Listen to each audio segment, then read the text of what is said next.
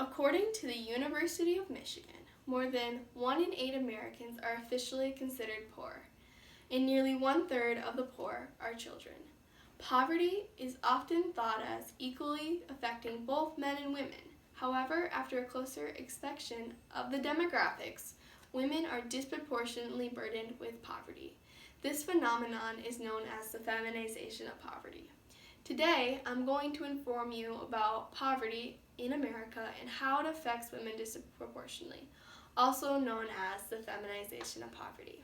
By first discussing the social structure of America, second, the social forces controlling and entrapping women in poverty, and finally, the unique inequalities women in poverty encounter.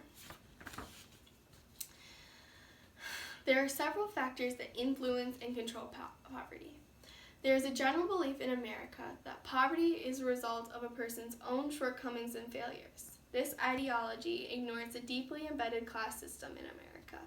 According to Open Sachs, the American class system is composed of a lower or working class, a middle class, and an upper class. Although it is possible to rise out of one social class, it is highly unlikely. Poverty is commonly found in the lower class. Forces such as low levels of education, unemployment due to economic instability, and single-parent households are all contributing factors of poverty.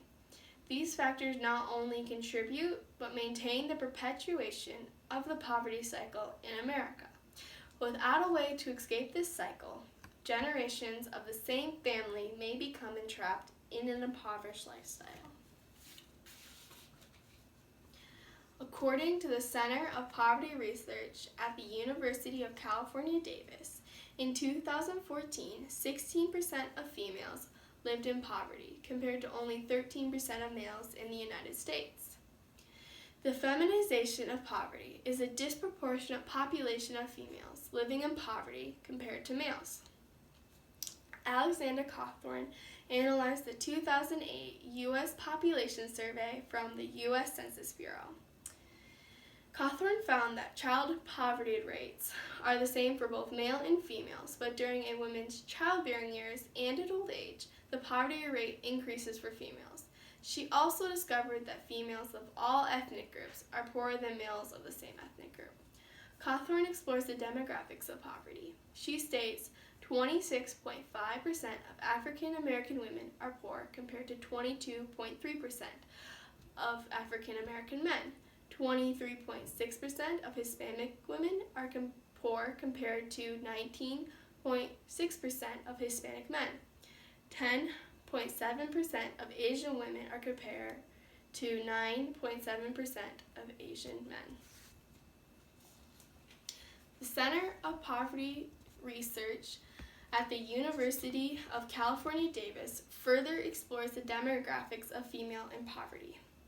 The university research reveals that 31% of females with a single mother as the householder are poor, and only 16% of families with a male householder with no wife present were poor. Families with a single mother and no husband make up 19% of the population of the United States.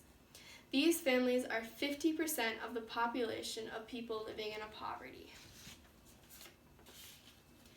Cawthorn explains why women experience poverty more frequently than men.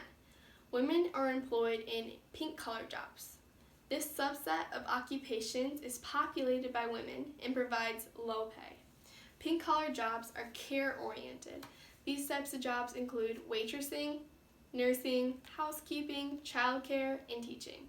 Cawthorn found that in 2007, of all the employed women in the United States, 43% were gathered into 20 different job occupations. The median annual earnings of the jobs was $27,383.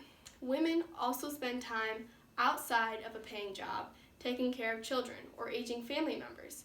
8 out of 10 parents with custody of their children are women. These women are twice as likely to experience poverty than fathers with custody of their children. Women also go unpaid for the care of elderly family members. 69% of unpaid caregivers to elderly are women in the home. These responsibilities limit the time women have to pursue advancements in their education and/or careers. Low-paying jobs, unpaid responsibilities, and single motherhood can all lead to a higher rate of female poverty. In a 2018 article, Pollack analyzes a unique inequality that women face in the workforce. The article describes this inequality as the gender wage gap. She states that in 2017, on average, women earned 80.5 cents for every dollar that white men earned. The gap is even wider for women of color. Latinas earned on average 53 cents, and black women earned 60.8 cents. Comparing men and women with similar education levels and employment, on average, women are paid less than their male counterparts simply because of their gender. If this gap in pay were to close, the poverty rate of women in the workforce would reduce by 50%.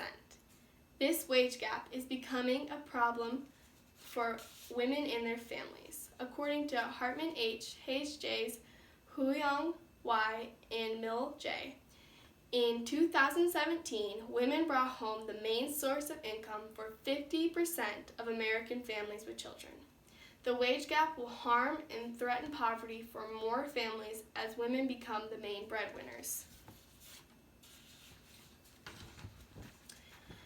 Today, I discussed how the feminization of poverty is a result of many factors. I first explained how the structure of American social classes infects impoverished women by trapping them in an inescapable cycle of poverty. Second, how the social forces such as lack of education, low wages or unemployment, and single motherhood all contribute to the increased population of impoverished women. And finally, the specific inequality of the gender pay gap further illustrates the unique challenges women in America must face.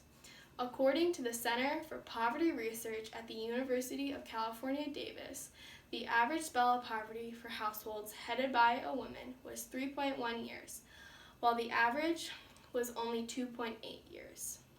Without a change to the social structure of America, women will likely continue to face higher rates of poverty.